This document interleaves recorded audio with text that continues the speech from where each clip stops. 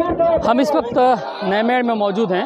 दरअसल बीजापुर जिला मुख्यालय से करीब 10 किलोमीटर दूर है नैमेड़, और यहाँ पर एक चक्का जाम हो रहा है, जिस वजह से ये जो सड़क N63 जो हाईवे है वो आज यहाँ पे जाम है। इधर दंतेवाड़ा जगदलपुर जो है वहाँ पे भी जो है हड़ताल इस तरीके से हो रहा है, चक्का जाम हो रहा है। और इधर तेलंगाना और महाराष्ट्र का इलाका है, तो उधर जाने वाली जो गाड़ियाँ हैं वो भी एक तरीके से यहाँ रुकी हैं। अब देखिए, आप पीछे पुलिस जो है, भाजपा के जो प्रदर्शनकारी हैं या फिर जो चक्का जाम किया गया उनको हटाया जा रहा है। दरअसल मियाद 1:30 या फिर 2 बजे तक का था, तो उसके बाद हटाया जा रहा है। देखिए किस तरीके से जो नारे हैं वो यहाँ पर लग रहे हैं। भाजपा के जो नेता हैं वो यहाँ पे नारे लगा रहे हैं।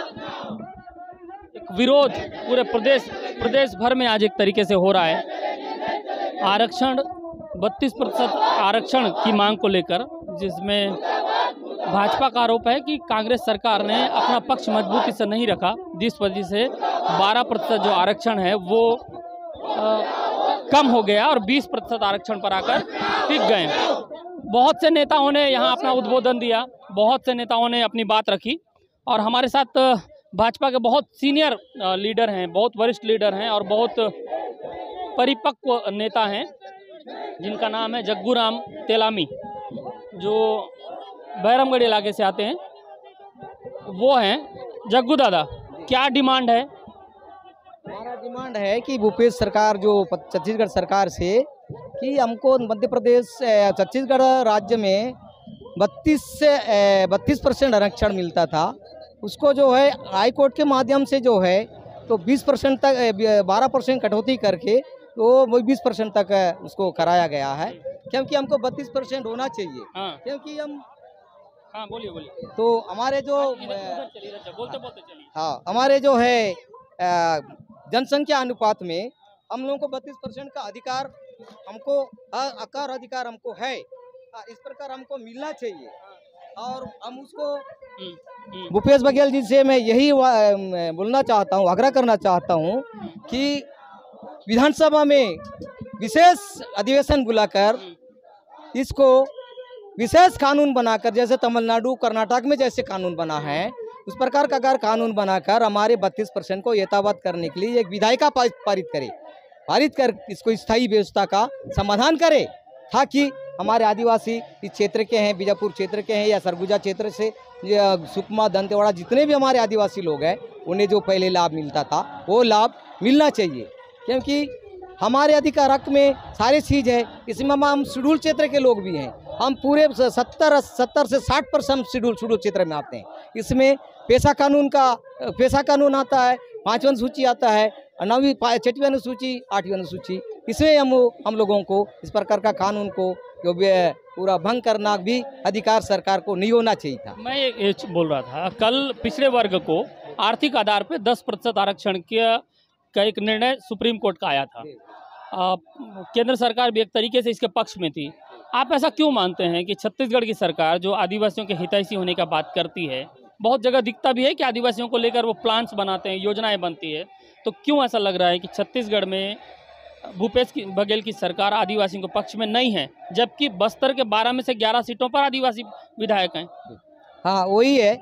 मैं अभी पुनिया जी भी इसको अभी बीच में इसमें स्टेटमेंट दिया था कि आदिवासी हमारे पक्ष में कभी नहीं रहते हैं। उससे भी मैं बोलना चाहता हूं कि हमारे बस्तर संभाग से 12 विधायक होते हैं, 12 विधायक जो हमारे आदिवासी बन के जाते हैं, तो यहाँ से 12 विधायक बन के जाते हैं, तो आदिवासी तो बनते हैं, आदिवासी के अधिकार से बनते हैं, आदिवासी के वोट से बनते हैं, आदिवासी के जो कोटे से बनते हैं, तो वो इस प्रकार का बयान देना भी उनका गैर जिम्मेदारी ना है। मुझे ये बताइए, आप भाजपा से है, मैं सीधे आपसे सवाल करता हूँ, आदिवासियों का अगर आरक्षण कम होता है तो आदिवासी कांग्रेस को वोट नहीं देंगे, ये सीधी और साफ बात है।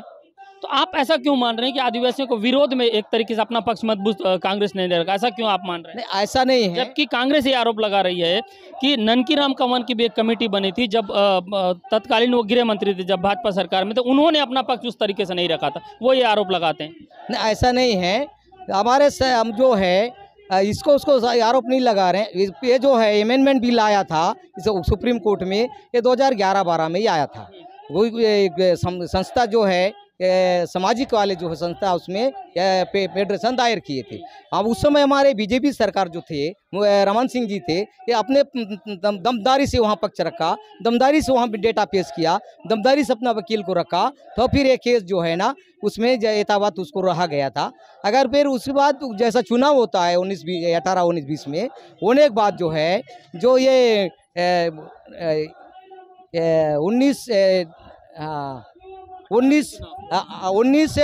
19 सितंबर 2022 को इस प्रकार का जो हमारे खिलाफ में जब हाईकोर्ट से निर्णय आता है कि 12% काट के 20% किया जाए, इस प्रकार जो भूपेश सरकार के समय हमारे हाईकोर्ट हमारे खिलाफ देता है, इसको जहां कोर्ट में अगर इस प्रकार अमेंडमेंट बिल चल रहा है, इसको जाके अपनी तरफ से पूरे अपनी दमदारी से वकील को खड़ा करना चाहिए था, या फिर पूरा डेटा पेश करना चाहिए था भौगोलिक क्षेत्र हिसाब से। हमारे शेड्यूल क्षेत्र है, हमारे तरफ पेशा कानून लागू है, हमारे तरफ 5 वन सूची का क्षेत्र लागू है, इतने आदिवासी की जितने जनसंख्या के हिसाब से अनुपात के हिसाब से वहाँ डेटा पेश करना चाहिए था, वकील को रखना चाहिए था, दमदारी से वहाँ जो है मजबूती से कोर्ट में लड़ना चाहिए था, कानूनी लड़ना चाहिए था। राज्यपाल अनुसुईया उइके जी, वो भी छत्तीसगढ़ के राज्यपाल हैं, उन्होंने भी एक तरीके से सरकार को ये सलाह दिया है कि अध्यादेश लाकर इस पर विचार करना चाहिए। बस्तर में बहुत जगह जो है आदिवासी आंदोलन कर रहे हैं, जिसमें मुख्य तौर से एक जिसकी बात करें तो सिलगेर है, जहाँ पे इस तरीके की घटना हुई थी, उसके बाद आंदोलन हो रहे हैं। लगातार आंदोलन का सिलसिला पिछले 1.5-2 साल में हम देखें तो चल रहा है। अब चुनावी वर्ष एक तरीके से आने वाला 2023 में, तो भाजपा भी मुखर हो गई है, भाजपा लगातार कांग्रेस को अटैक कर रही है। अब जो आरक्षण का मुद्दा है, ये भाजपा के पाले में एक तरीके से कांग्रेस ने डाल दिया है। कांग्रेस उस तरीके से मजबूती से पक्ष एक तरीके से नहीं रख पाई कोर्ट में, जिसके बाद आदिवासियों का 20% आरक्षण बच गया, 12% कटौती हो गया। अब आप मुझे ये बताइए, ये 12% आरक्षण जैसे कम हो गया, तो बीजापुर में ज़्यादा, बस्तर में बहुत ज़्यादा बाहुल्य है, आदिवासी बाहुल्य, यहाँ किस तरीके का प्रभाव एक तरीके से पड़ेगा, और जो आक्रोश है, गुस्सा है, आने वाले समय में किस तरीके से और निकल के आएगा? क्या इसका नुकसान 2023 में बस्तर में 11 जो आदिवासी विधानसभा है वहाँ फर्क पड़ेगा? हाँ, इसमें हमारे ये बस्तर संभाग जहाँ से चारामा से आता है, बस्तर संभाग हमारे चारामा से लागू होता है। बस्तर संभाग में ये जो जितने भी 12 विधायक होते हैं, अगर ये 12% काट के अगर 20 में ही अगर आरक्षण रोस्टर लागू हो जाए, फिर इसी का आरक्षण में अगर चुनाव लड़ा जाए, हमारे ज़्यादा से ज़्यादा विधायक नहीं बन पाएंगे, ज़्यादा लोग हमारे प्रतिनिधि नहीं बन पाएंगे। जो 12 के 12 लोग बनते थे, ऐसा जो ये रोस्टर अगर तैयार होता है 20 के हिसाब से, तो फिर हमारे विधायक ज़्यादा से ज़्यादा 6 या 7 विधायक इस बस्तर संभाग से बनेंगे। और पूरे विधानसभा में लगभग हमारे 90 विधायक है।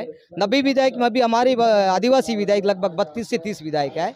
वहाँ लगभग 20 से 18 विधायक ही हमारे विधानसभा में जाएंगे, क्योंकि आदिवासियों के लिए बहुत बड़ा एक घातक साबित हो रहा है। सही राजनीतिक क्षेत्र में ही नहीं है, इसमें किसानी क्षेत्र में भी, पढ़ाई के क्षेत्र में भी, और किसी भर्ती के क्षेत्र में भी, किसी पढ़ाई में जैसा हॉस्टल, छात्रावास, आश्रम और क्या बोलो कॉलेज, सभी क्षेत्र में आदिवासियों के लिए एक बहुत बड़ी घातक साबित होगा।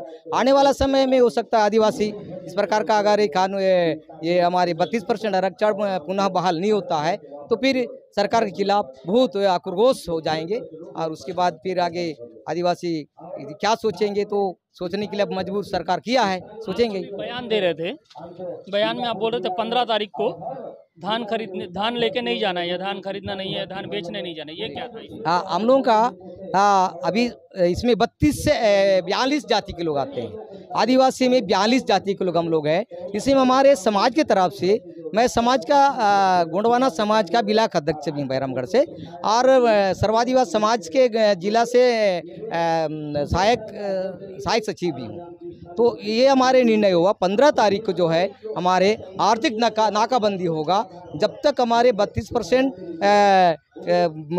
सरकार नहीं करेगा, तब तक 15 तारीख को हमारे तो आर्थिक नाकाबंदी रहेगा। आने वाला समय में यहाँ से लेके सदन तक भी हम लोग लड़ने के लिए तैयार है, लड़ेंगे। और हमारे किसान भाइयों को ही हम लोग ये बोल रहे हैं कि जो भी हमारे किसान भाई है, जो भी हमारे काम करने वाले हैं, एक दिन का कम से कम हम काम बंद रखेंगे। हमारे हक और अधिकार का लड़ाई के लिए हम सहयोग देंगे और साथ में रहेंगे, साथ में खड़े रहेंगे, साथ में जाएंगे। इस प्रकार का हम लोग बात कर रहे हैं। आपने सुना, ये जग्गू राम तेलामी जी है, बहुत मुखर वक्ता हैं, बहुत अच्छा बोलते हैं और मुद्दों की पकड़ बहुत बेहतरीन है, समझ बहुत अच्छा है और बहुत ही व्यवहार कुशल है। जब भी हम मिलते हैं तो बहुत मुस्कुरा कर ये मिलते हैं, अभिवादन करते हैं। हो सकता है कि घटनाक्रम बदले और भविष्य में आप इस चेहरे को बारंबार देखें, मुझे ये लगता है। बहरहाल जो आरक्षण का मुद्दा है वो अब सियासी रुख अख्तियार कर चुका है। अब इसको लेकर जुबानी लड़ाई नहीं, बयानबाजी की लड़ाई नहीं, अब सड़क की लड़ाई पर भाजपा यहाँ पे उतर गई है। किसी भी हाल में इस मुद्दे को भाजपा छोड़ना नहीं चाह रही है, क्योंकि ये 4 साल बाद, लगभग 4 साल बाद भाजपा के हाथ इस तरीके का मुद्दा लगा है जिसमें सीधे सीधे 30 से 32 सीट जो विधानसभा के हैं उसमें आदिवासी आरक्षित हैं। जैसे जग्गू दादा ने बताया कि सरकार ये चाहती है कि आदिवासियों का आरक्षण कम करके उन सीटों को कम किया जाए, ताकि आदिवासियों की जो बात है वो विधानसभा में या फिर उनका पक्ष कमजोर हो। बहरहाल अब ये सरकार इसको लेकर, सरकार के जो मंत्री हैं, जो प्रदेश अध्यक्ष हैं, वो लगातार बयान दे रहे हैं कि इसको सुलझा लिया जाएगा। जिन राज्यों में आरक्षण ज़्यादा है वहाँ जाकर टीम भेजी जा रही है। लेकिन आने वाले भविष्य में इस मुद्दे को लेकर भाजपा सड़क की और लड़ाई लड़ेगी, ऐसा हमें ज़रूर लगता है। बस्तर स्टोरीज जो हमारा यूट्यूब चैनल है उसमें हम हर बार एक नई शख्सियत से आपको मिलाएंगे। आज चूँकि प्रदर्शन हो रहा था, नैमेड़ में चक्का जाम हो रहा था और हमारे जग्गू दादा यहाँ पे मिल गए। कई दिनों से इनसे बातचीत का दौर करना था। चूँकि आज इस एक मुद्दे को लेकर किए हैं, बाकी इनका जो सियासी सफ़र रहा है 40 से 45 साल का, उसको भी लेकर एक इंटरव्यू हम आपको ज़रूर दिखाएंगे। नमस्कार।